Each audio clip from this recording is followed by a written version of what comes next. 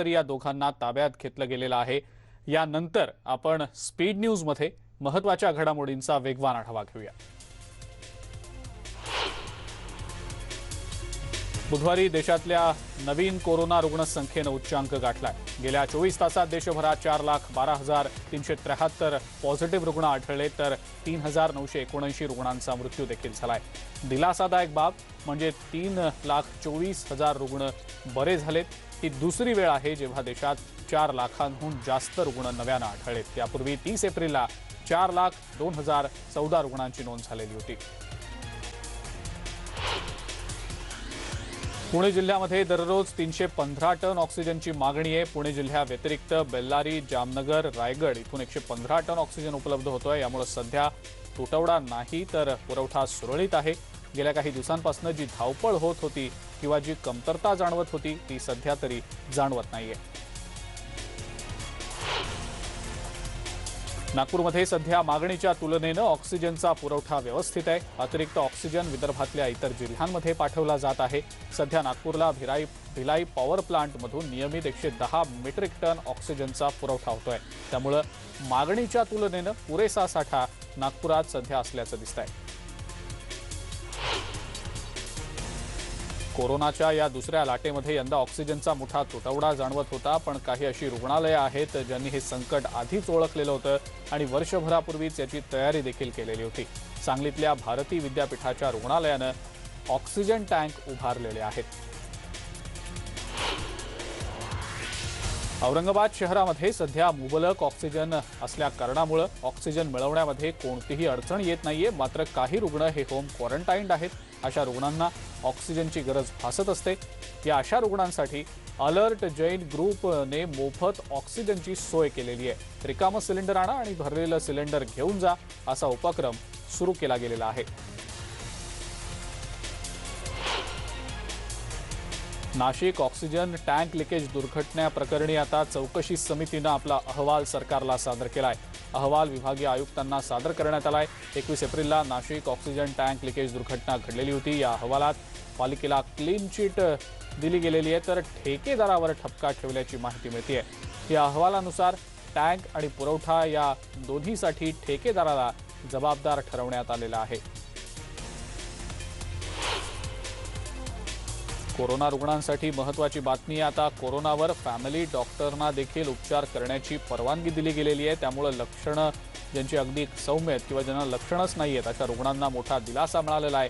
स्थानिक डॉक्टर आता कमी लक्षणं असणाऱ्या रुग्णांवर अधिकृतपणे उपचार करू शकतात, असं पत्र महानगरपालिकेनं डॉक्टर असोसिएशनला दिलेलं आहे।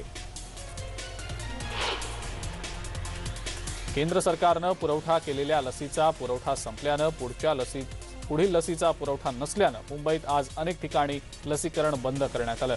बीकेसी सेंटरमध्ये ज्येष्ठ नागरिकांसाठी दोन्ही डोस बंद आहेत। केवळ 18 ते 45 या वयोगटातल्या 500 जणांना पहिला डोस दिला जाणार असल्याची माहिती पालिका लसीकरण केंद्र प्रमुख डॉक्टर राजेश डेरे यांनी दिलेली आहे।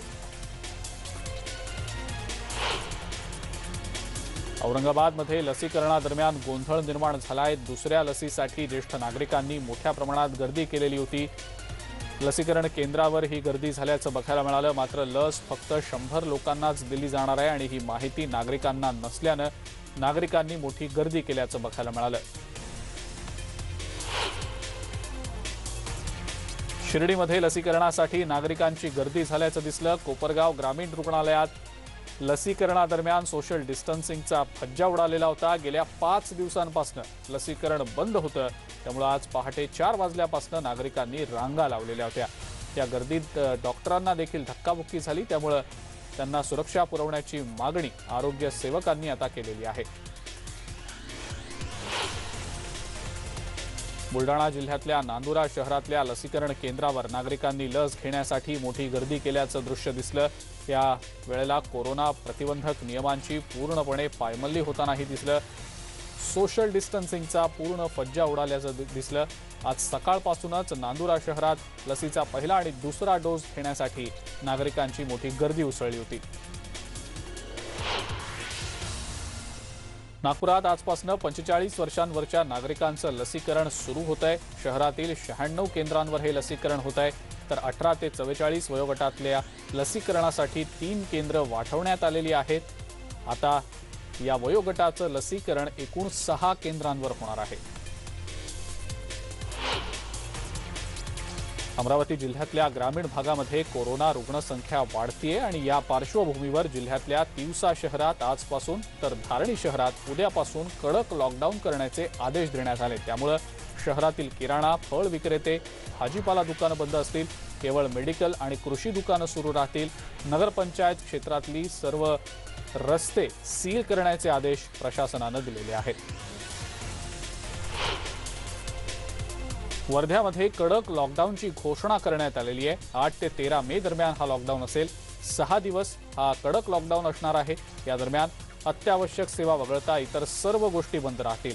कोरोनाच्या पार्श्वभूमीवर जिल्हाधिकाऱ्यांनी हे आदेश जारी केलेले आहेत। केंद्रीय मंत्री नितीन गडकरी आज वर्धा जिल्ह्याच्या दौऱ्यावर असतील। Genetic life science private limited या कंपनीला ते भेट देतील। साधारण दुपारी 2:30 पर्यंत गडकरी वर्ध्यात दाखल होणार आहेत। वर्ध्यात दररोज 30,000 रेमडेसिवीरचं उत्पादन होणार असून यासाठी गडकरी यांनी या कंपनीला परवानगी मिळवून दिलेली आहे। चिपळूणमध्ये पोलीस प्रशासनानं आता कठोर पावलं उचलायला सुरुवात केली आहे। कोरोनाचा वाढता प्रादुर्भाव आणि शहरातली वाढती गर्दी लक्षात घेत पोलिसांनी कडक अंमलबजावणीला सुरुवात केली आहे। उपविभागीय अधिकारी सचिन बारी आणि पोलीस निरीक्षक देवेंद्र पोळ यांनी आज सक्तीनं दुकानं बंद केलीत। त्या कारवाईतून अत्यावश्यक सेवा वगळण्यात आल्या। सकाळीच पोलीस आणि स्थानिक प्रशासनानं बाजारपेठेत कारवाईचा बडगा उगारल्यानं व्यापाऱ्यांना चाप बसलाय। बुलढाणा जिल्ह्यातल्या मलकापूर इथलं कोविड रुग्णालय या ना त्या कारणानं नेहमीच चर्चेत आहे। काल पुन्हा एकदा हे रुग्णालय चर्चेत आलंय। त्याचं कारण देखील तसंच आहे। कोरोना काळात वादग्रस्त ठरलेल्या मलकापूर इथल्या उपजिल्हा रुग्णालयातील कोविड रुग्णालयाच्या चौकशीसाठी आलेल्या जिल्हाधिकारी आणि महसूल कार्यालयाच्या अधिकाऱ्यांना कोविड रुग्णालयात जाताच 2 युवक चक्क कोविड वॉर्डमध्ये मद्यधुंद अवस्थेत मुक्तपणे वावरताना आढळले। इतकंच नाही तर या अधिकाऱ्यांना या मद्यधुंद युवकांनी अपशब्द देखील वापरले। बीडमध्ये वैद्यकीय अधिकाऱ्याला पोलिसांनीच मारहाण केल्याचा आरोप करण्यात आलाय। लॉकडाऊनचे नियम राबवताना आष्टी तालुक्यातल्या डॉक्टरला पोलिसांनी बेदम मारहाण केल्याचा आरोप झालाय। या मारहाणीच्या निषेधार्थ सर्व वैद्यकीय अधिकाऱ्यांनी आज काम बंद आंदोलन पुकारलंय। जखमी वैद्यकीय अधिकाऱ्यावर सध्या जिल्हा रुग्णालयात उपचार सुरू आहेत। अमरावती जिल्ह्यातल्या परतवाडा इथल्या वनपरिक्षेत्रात लेखा विभागात कार्यरत असलेल्या महिला कर्मचाऱ्यानं चक्क कार्यालयात दारू पिऊन धिंगाणा घातलाय। ही महिला कर्मचारी दारू पिऊन धिंगाणा घालत असल्यानं कार्यालयातल्या अधिकाऱ्यांनी पोलिसांना बोलावलं। काही वेळातच या महिलेनं पोलिसांना देखील शिवीगाळ केली। ही महिला कर्मचारी एवढ्यावरच थांबली नाही तर महिला पोलीस कर्मचाऱ्याच्या कांचीला देखील तिनं लगावली। त्यामुळे पोलिसांनी या संदर्भात गुन्हा दाखल केलाय। तसंच या महिला कर्मचाऱ्याला आता निलंबित करण्यात आलेलं आहे।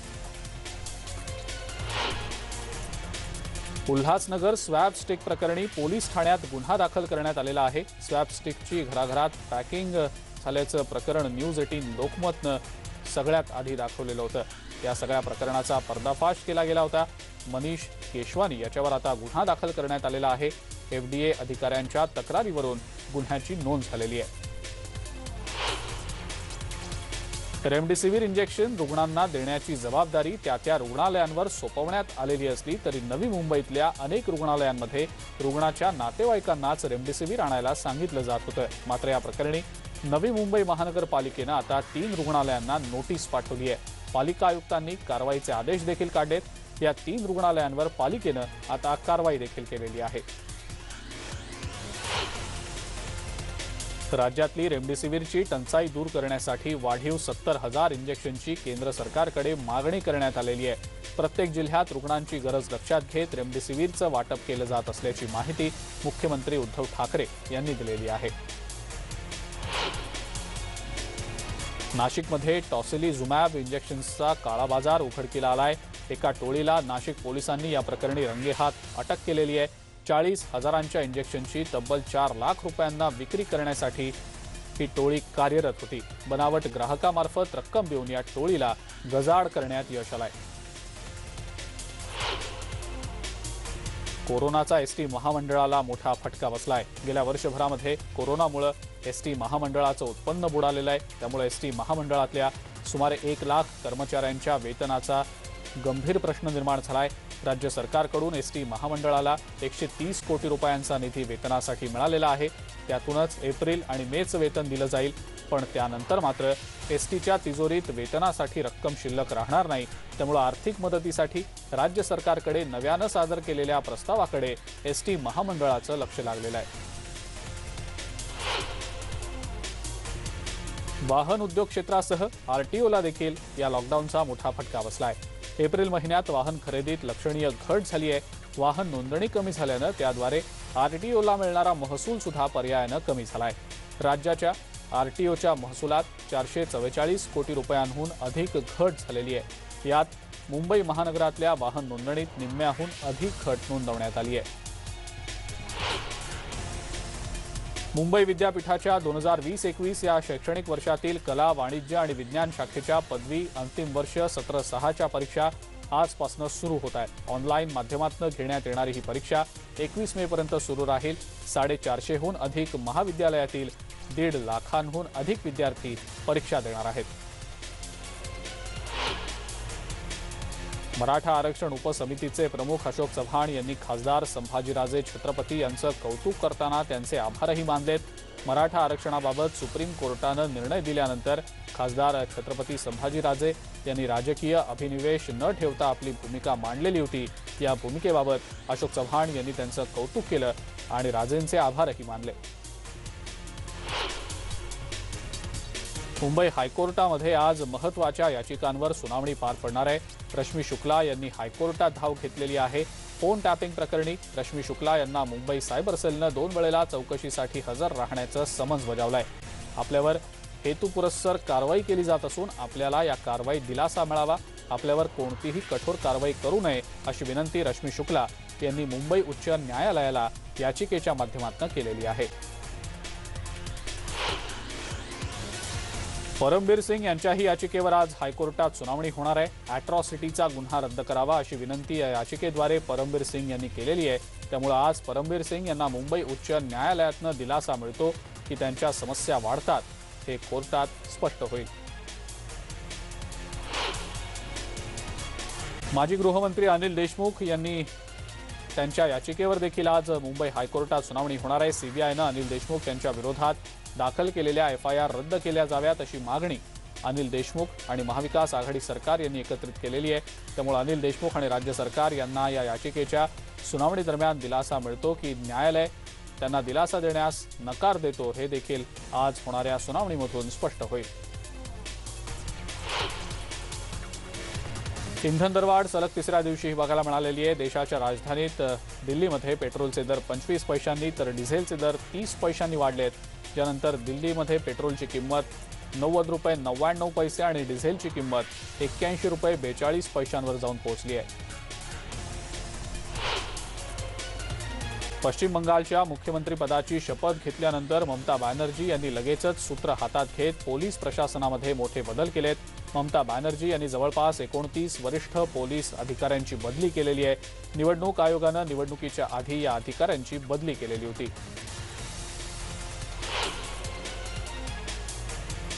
पश्चिम बंगालच्या मंत्रिमंडळाचा शपथविधी आज पार पडला। राज्य विधानसभा सदस्यपदाची शपथ घेतली गेली। पश्चिम बंगालमध्ये सलग तिसऱ्यांदा ममता बॅनर्जी सरकारची सत्ता स्थापन झालेली आहे।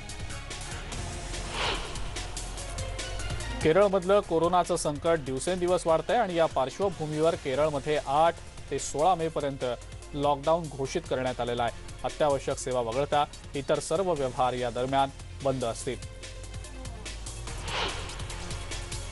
उत्तर प्रदेशमधली कोरोनाची स्थिती पाहता योगी सरकारनं कर्फ्यू वाढवण्याचा निर्णय घेतलाय। आज सकाळपर्यंत लावण्यात आलेला कर्फ्यू पुढच्या सोमवारपर्यंत 10 मे रोजी सकाळी 7 वाजेपर्यंत वाढवण्यात आलाय। योगी सरकारनं मार्केट परिसरात कठोर निर्बंध लादलेत। अत्यावश्यक सेवा आणि औद्योगिक कामांवर कोणतंही बंधन नसेल, मात्र वाहतुकीवर निर्बंध लावले गेलेले आहेत।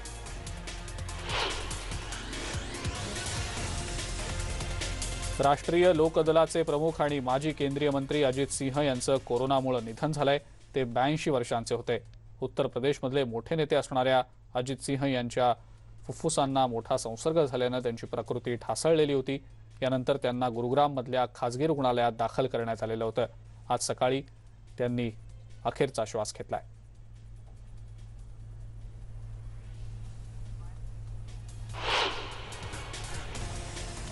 आणि या